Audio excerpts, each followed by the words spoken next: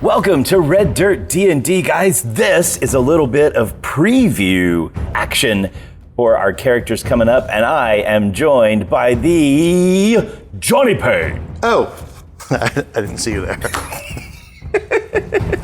What's happening, Brooke? We haven't seen each other in a while. I know. It's exciting. Your hair's great. It is fantastic. I'm still chasing. You're kicking me in the beard department, in the goatee department. No. Though.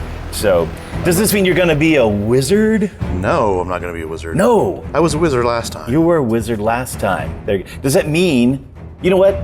I might just start with the big question first. You're not supposed to really do that in every interview, but I just might hit you with the big question first. Suck it to me, baby. So, one of the things that you're known for in the Red Dirt Network. Oh, here we go. Is the player the complaints. that often... We're going to leave HR out of it, don't worry. Okay. The greatest character arcs have often been involved with the characters of Johnnie Payne. Stop. So, right? Yeah, it's true.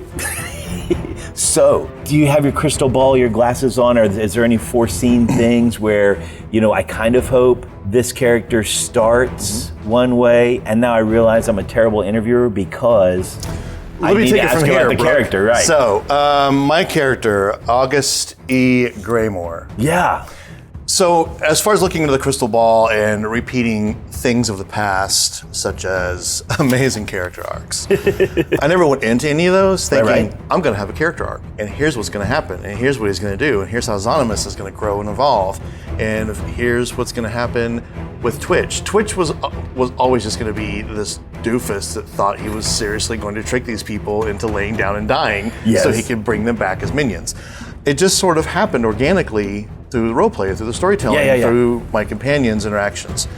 I do have a goal, though, with August E. Greymoor going into it. And it is to not have a world-breaking arc, twist, change, to hopefully stick with the same character, to also stick with the same subclass. Oh. Give or take the first handful of sessions, I may switch some stuff up a little bit here and there. I'm sure we all will. But my goal is to just be True Blue all the way through. Not as bland as Krell was. Krell was just like, oh, my character died. Here's a new one. We're at the end of the campaign. I'm just going to stand back and be quiet. Krell was fun. But yeah, no, that's the plot with August is to just survive the world, not any big grand change. But God, it's going to happen, bro. It's going to happen.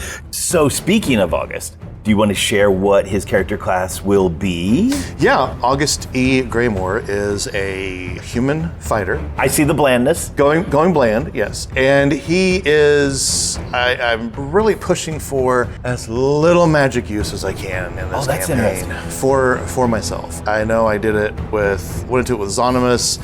I picked a subclass, then we did a switch, and then suddenly he's a paladin, and everything. But I'm doing that. I don't know where I'm going to go with it yet. I was going to go Rune Knight because to me that was more manipulating an artifact than weaving. Gotcha. And now 2024 came along, and I want to be consistent with that, and not bring Rune Knight into it until it's officially into it. But we'll see where it goes. We'll see what happens at level 2, level 3. That's awesome. What do you think he brings to the table? I mean, obviously fighters, so we're going to have some martial skill and frontline stuff, perhaps. But personality-wise, or particular skill, background skill that he might focus on, do you think he brings something like that to the table? Yeah, sure. So people watching was a big thing. I'm going to hopefully be able to figure people out before they even know themselves. That's awesome. He's also a townie, as the kids like to call it. He's local to this town. He's not coming here from afar. So maybe that'll be some fun world building with you and the others here who would also be from the same town. Oh, that's fantastic. We know where the best burgers are. I think you just answered my next question, which was going to be what excites you most about him. It's that. He's local. I don't want to be mysterious like Johnny is known to do, but there are some things that I'm going to keep a little under wraps for now that I would find excited about him. He's also not the fighter type where like energy is constantly running through him. He's constantly looking for that fight. Oh. Part of his background is he was a guard and he had to diffuse situations. Yeah. So that's maybe a thing. He knows when to hold them and he knows when to sling those cards. There you go. Does that wisdom come with age, or he just is kind of a natural intuitiveness of self-control? I would say not so much with age, because he's not old. He's human. He can't be too old. Right. Yeah. So yeah, just a natural thing. He wanted to excel at what he did and go higher and live a long, fulfilling life as a fighter, seeing combat, maybe even leading. So maybe one day stepping out from the guard into an army or military branches or something a little bigger. Be part of something bigger. Captain of the City Watch, Imperial, Hand of the King. Yeah. Oh, excellent. I like that. If you could only let the audience know about one thing about August E. Greymoor before we leave, any essential knowledge?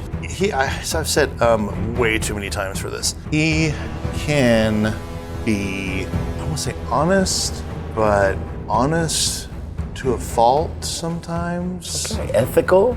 Yeah. If we were using old school terms, lawful? Yeah, there's much integrity. Okay. Much integrity, yes. That's awesome. Yeah.